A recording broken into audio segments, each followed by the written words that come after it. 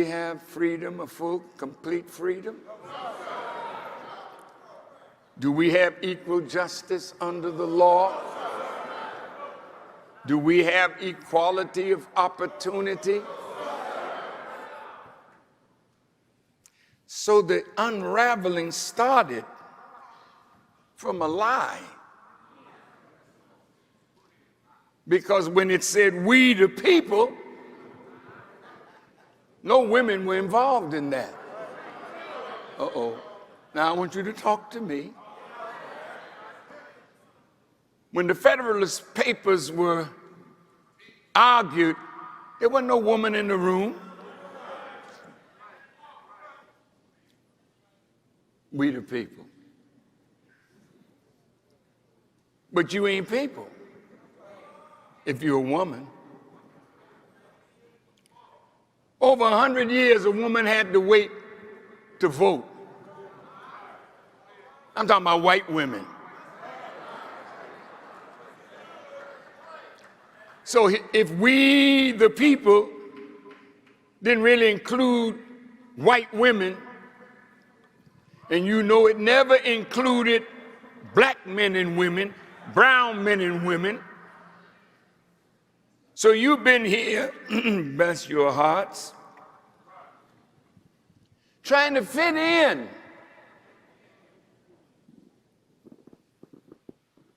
Well, let's look at what America's promise has been to us. You already know, I don't need to rehearse that, but I want to show you the great seal of America. I asked my team to don't fall asleep back there. I want you to show the original seal of this nation.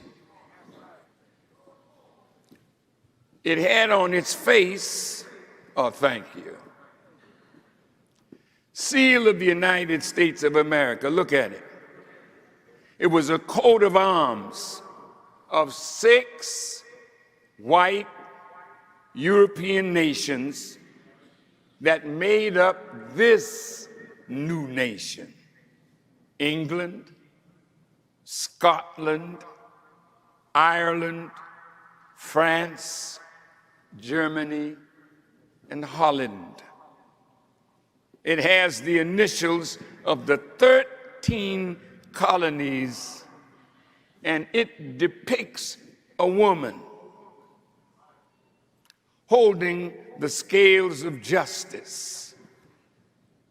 And the U.S. motto in Latin, E pluribus unum, out of many, one. You learned that in your civics class. But even though the country was populated by the native people, black slaves, the official seal of the country was never designed to reflect our presence, only that of European immigrants. But look at the back of the seal. Show the back of that first original seal. There it is. The design reveals the spiritual blindness inherent in the origin of the United States. The founding fathers upheld obedience to God as their symbol while practicing genocide, colonialism, and slavery. We are tied up in every part of the history of this nation. We are in it, our presence is a part of it, and it kept them arguing with each other over the big question that remains today: what to do with the black, the brown, the non-white. It was Thomas Jefferson who helped design the seal, And while he was designing it, I want you to look at what he said. I tremble for my country when I reflect that God is just and that his justice cannot sleep forever. So let's go back to that seal, brother. They got a strange thing in the air.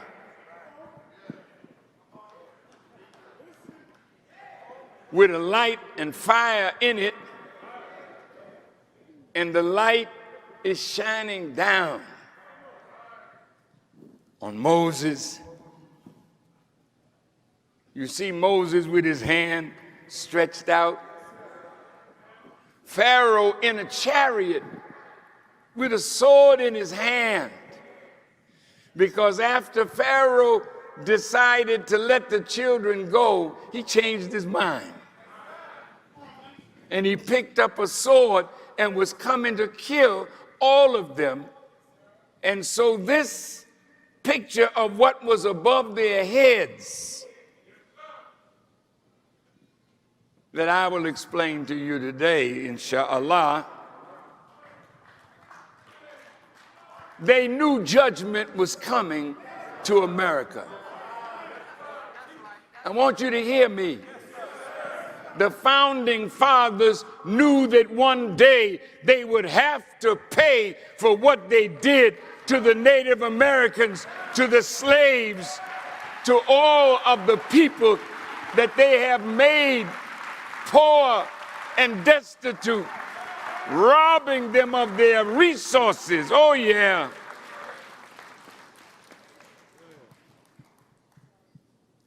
God has never favored the undertakings of slavery, genocide, and colonialism.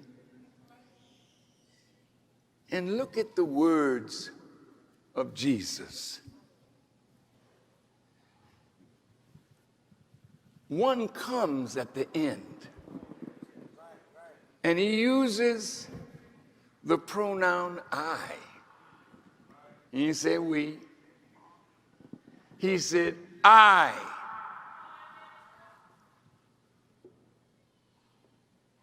will set up a new heaven and a new earth, and the former things will pass away. All of this is to go at the end of the time of the rule of the Caucasian. God comes to set up a new government, a new people.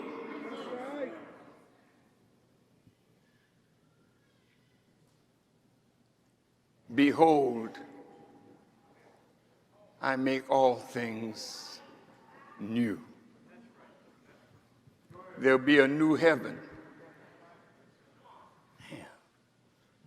a new earth. And the Honorable Elijah Muhammad taught us that the new heaven means a new spiritual power. And the new earth is a new political power. Because if heaven and earth don't work together, the earth suffers.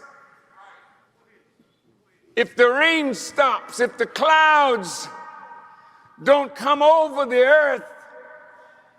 earth dies.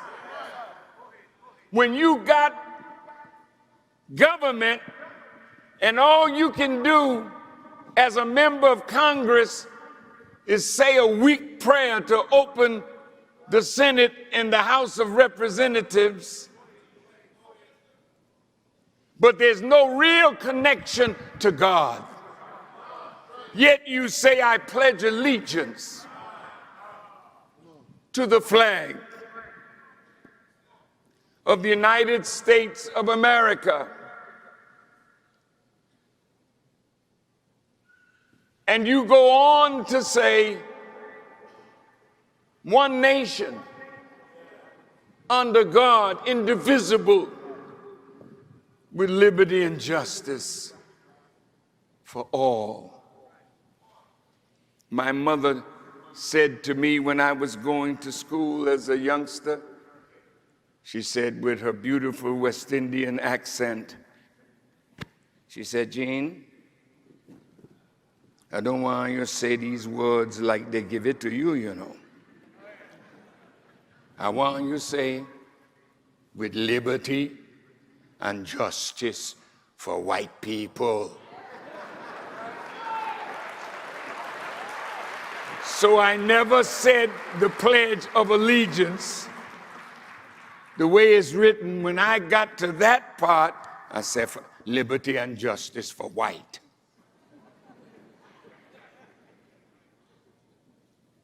But is that right? Then tell me, why do you want to get into something that is coming to an end?